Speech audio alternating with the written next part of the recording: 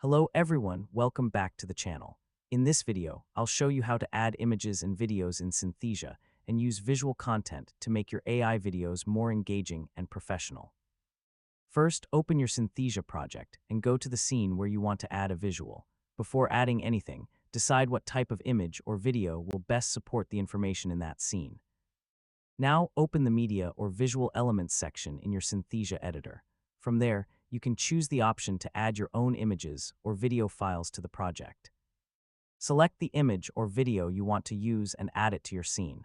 Once it appears on the canvas, you can position it where you want it to appear. Next, adjust the size of the visual so it fits naturally within the scene.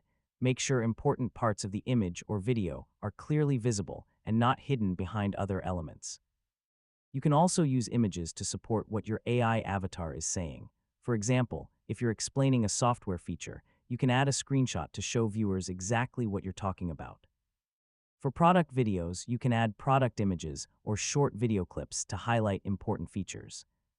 For educational videos, diagrams, illustrations, and other visuals can make difficult information easier to understand. When adding videos, make sure the footage is relevant to the narration.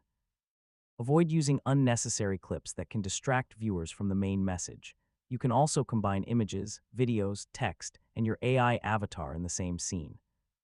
However, try to keep the layout clean and avoid overcrowding the screen.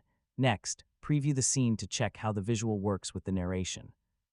Make sure the timing feels natural and that the image or video appears at the right moment. If the visual needs adjustment, Welcome to return the to the scene and reposition or resize it until